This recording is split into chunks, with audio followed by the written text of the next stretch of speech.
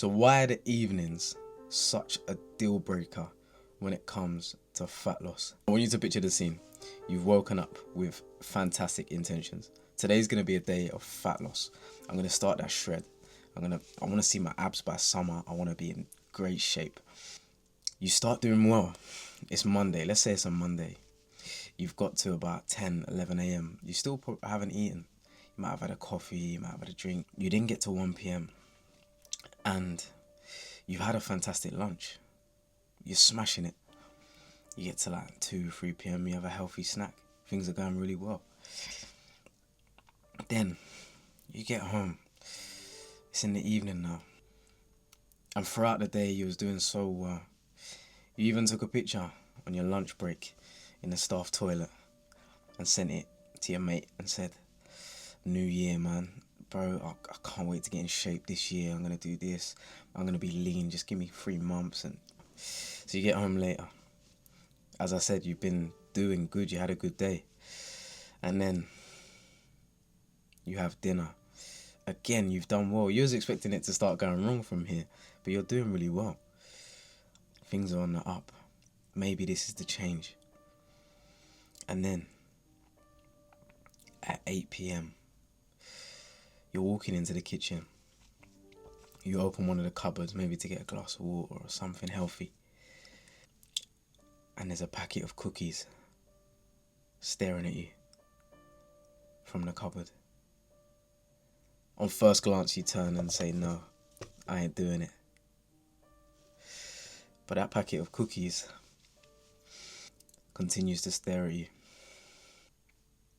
And you're looking back thinking, "I've done so well today."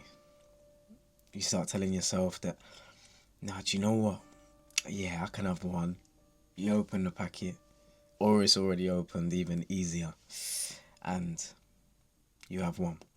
"Alright, Johnny, you've had one. One's enough. Close the packet, John, and put it back in the cupboard." You go to close the packet, but the taste of that cookie starts to ruminate in your mouth, and you can't put them back. You go in the cupboard as you're about to put the clip back on, and you take another cookie. "Johnny, why'd you do this to yourself?" Anyways, by this point, you've eaten 3 cookies, and now you've gone over your calorie target that was going to get you shredded for summer. You've gone over your calorie target by 300, which sounds minuscule, but the bottom line to going over your calorie target means you will not wake up any better than what you woke up this morning, and that you repeat the cycle again and again and again. So what's the whole point of this story? The point is to save your calories. I can't stress this enough. The reason why I know that story so vividly, because it was the story of my life for over a year. For over a year, I would start with the right intention. I would start well, I would mean well, and I would do well throughout the day. And I would get to the evening. I would open the cupboard and there would be a packet of biscuits staring in my face. Almost like it wants to fight. Squaring up to me. And for a year, that packet of biscuits won most days. And I would go through that cycle of eating well, training. My training weren't good, but that's another story. Training reasonably, making no progress at all. Not an inch. Now, if you've got this far and you're listening, you're probably someone that's gone through similar processes or experienced the demotivation, the discouragement that comes with letting yourself down over and over and over again. And what we have to realize is that what you eat is incredibly important. At the end of the day, it comes down to losing fat will always come down to calories in versus calories out. The more calories that go out compared to the amount of calories that come in, you'll lose weight. Now, depending on how you're training and what specifically you're eating is depending on what sort of weight you will lose.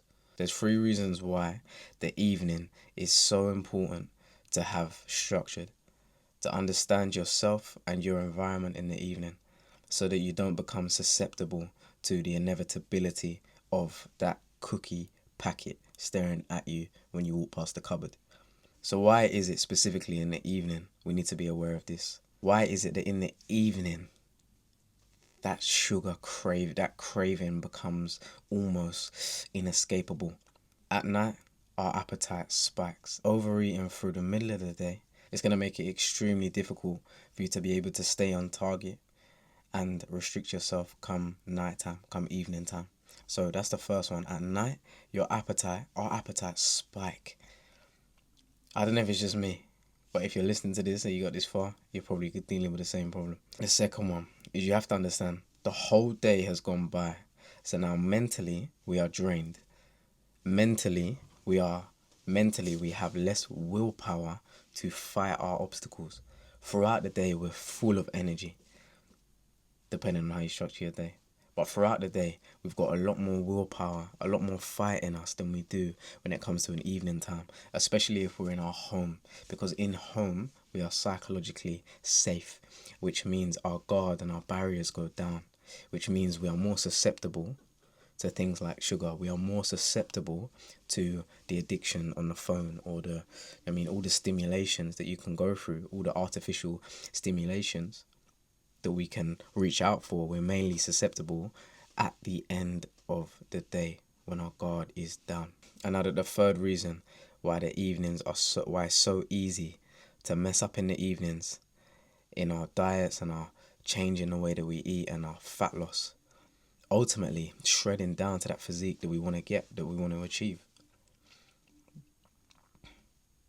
The food's right there in front of you. Now, throughout the day, unless you're someone that is always working from home, throughout the day, you might be about, you might be around, you might be traveling. And during these times, you have to understand that food is less accessible. And when we make something less accessible, what we do is we increase the friction, which has a impact and influence on our decision making. Now, simple science, the friction of something goes up. We have to now look at that decision and think, is it worth the friction? Now, if you have to go to the shop down the road and walk half a mile or a kilometre or whatever to go to the shop and get that packet of cookies during the middle of the day, you are less likely because the friction is higher. Does that make sense? Sorry, that doesn't come down. This goes up. However, when you're at home and your barrier's down and you got cookies in the cupboard, the friction is like that. To hit on the dopamine, get sugar instantly and hit our cravings and satisfy our desires, the friction's like this. Now, listen, when it comes to any addiction, when it comes to any dopamine release and satisfying the desire, if the friction is like this, you're going to succumb to that friction every single time. Discipline is cool, man, but don't make it nearly impossible for yourself. You can structure your days in a way where you don't need to make it difficult, and that if you really need to at the end of the day and you have space, you can have that biscuit guilt-free, wake up and know that you've made progress still.